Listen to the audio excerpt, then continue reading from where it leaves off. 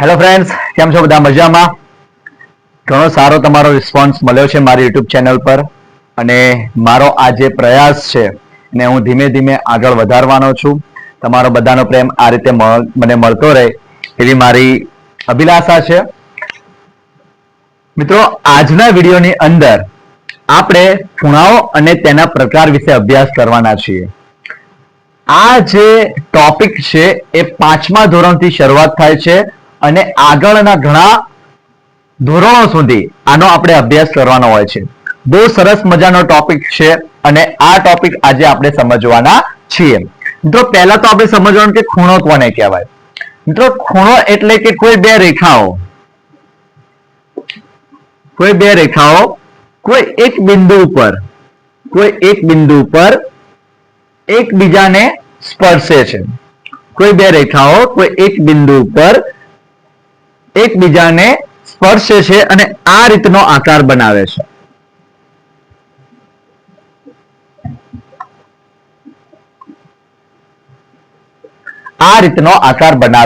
છે. તો આ જે આકાર બન્યો છે એને ખૂણો કહેવામાં આવે છે અને આપણે નોર્મલી પણ કહેતા હોઈએ છીએ કે જા ખૂણામાં બેસ. ઓકે, તો જે ખૂણામાં બેસવા માટે આપણે કહીએ છીએ તો એનો આકાર પણ આપણને કંઈક આ રીતે જોવા મળે છે.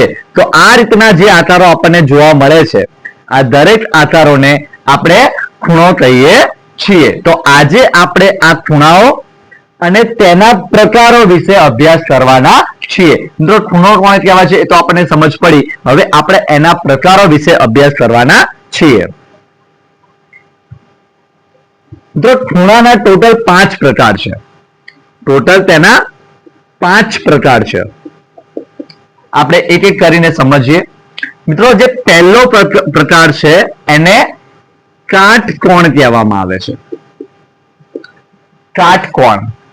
કાટકોણ એટલે જે ખૂણાનું માપ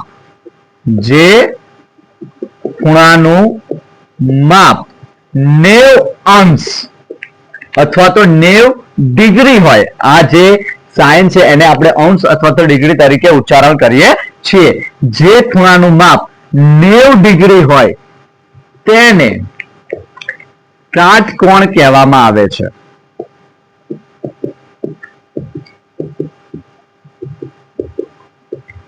જે ખૂણાનું માપ 90 ડિગ્રી હોય તેને કાટકોણ કહેવામાં આવે છે.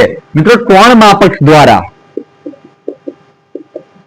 માપક એટલે ખૂણાઓ માપવાનું સાધન, જે આપણને જ્યોમેટ્રિક બોક્સમાં કંઈક આ રીતે આપેલું હોય છે, જેને આપણે અર્ધગોળ પણ કહેતા હોઈએ છીએ. તો આ જે અર્ધગોળ છે એ અર્ધગોળની અંદર અહીંયા સેન્ટરમાં આપણને 90 અંશ આપેલા હોય છે, 90 ડિગ્રી આપેલા હોય છે. તો જે આ 90 ડિગ્રીનો એંગલ બને છે, આ જે 90 ડિગ્રીનો એંગલ બને છે એને આપણે કાટકોણ કહીએ છીએ. અને કાટકોણની ઓળખ આપણી એક સ્ટેન્ડિંગ લાઈન અને એક સ્લીપિંગ લાઈન છે. આ બંને સીધી લાઈનો આપણને આપી હોય અને આ રીતે આપણને 90 ડિગ્રીનો આકાર શેપ જોવા મળે છે. તો આ છે આપણો કાટકોણ. મિત્રો, ત્યારબાદનો આપણો બીજો પ્રકાર છે. બીજો જે પ્રકાર છે એ છે લઘુકોણ.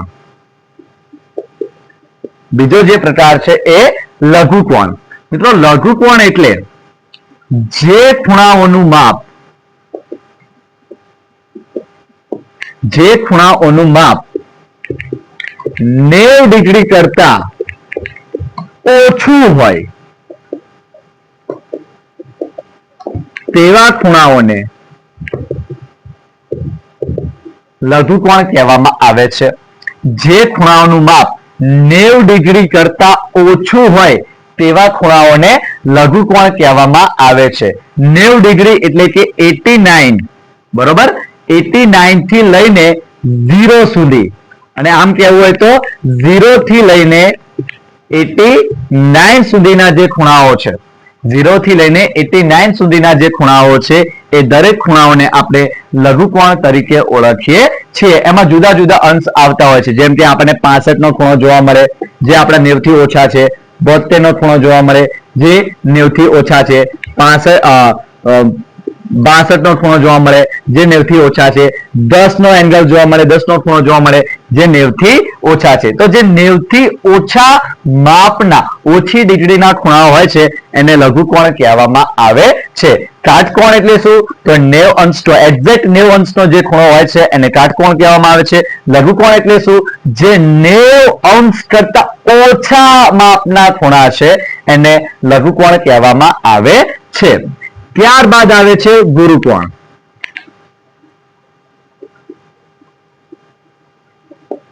ગુરુકોણ, ગુરુ એટલે મોટું. બ્રહ્માંડનો સૌથી મોટો ગ્રહ કયો છે? તો ગુરુ.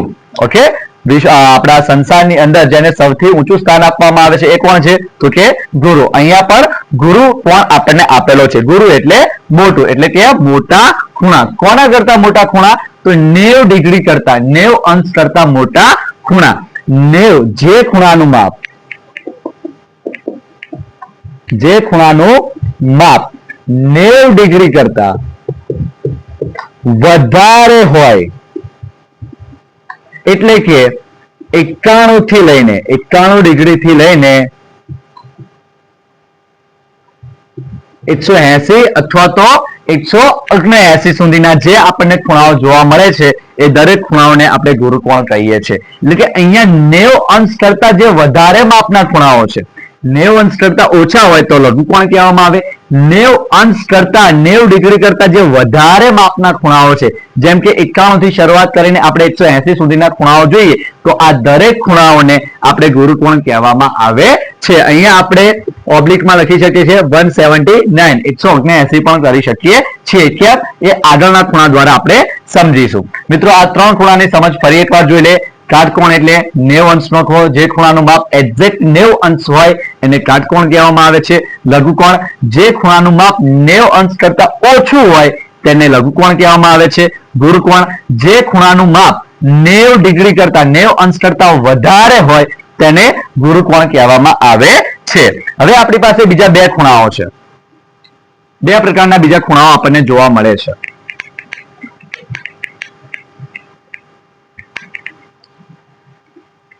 સરળ કોણ. સરળ કોણ એટલે કે 180 અંશનો ખૂણો. સરળ કોણ એટલે કે 180 અંશનો ખૂણો, જે આપણને એક આ રીતે સ્લીપિંગ લાઈન તરીકે જોવા મળે છે.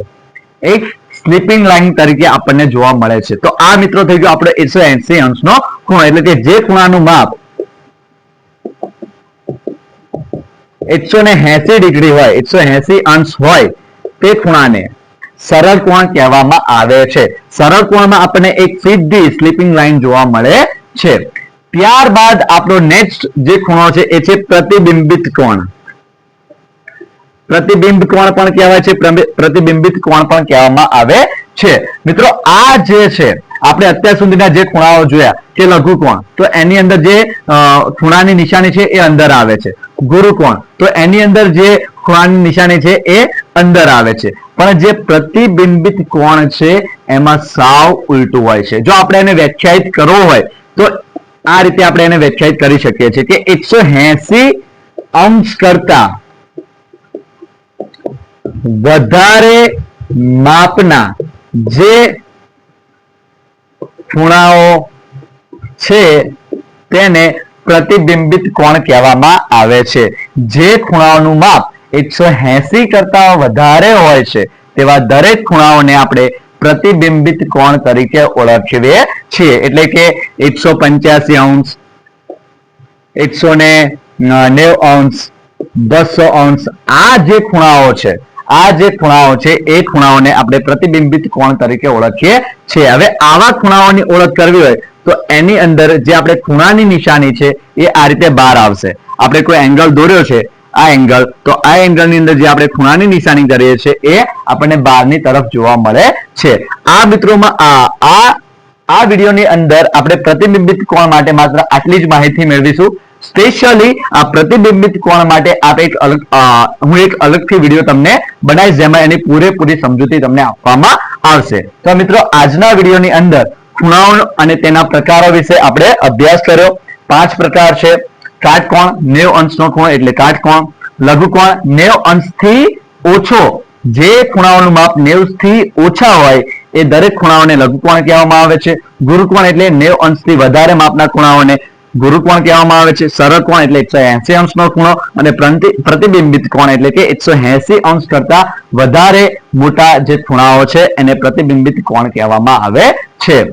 મિત્રો, જે પણ દોસ્તોને, જે પણ વિદ્યાર્થીઓને મારા વિડીયો દ્વારા કંઈક ને કંઈક ઇન્ફોર્મેશન મળે છે એ દરેક વિદ્યાર્થીઓનો હું દિલથી આભાર માનું છું. જે મારા વિડીયો જોવે છે એમનો પણ દિલથી આભાર માનું છું. પ્લીઝ લાઈક કરો, શેર કરો. કંઈ ચેન્જીસ કરવા હોય તો પ્લીઝ કોમેન્ટ કરો. Thank you very much.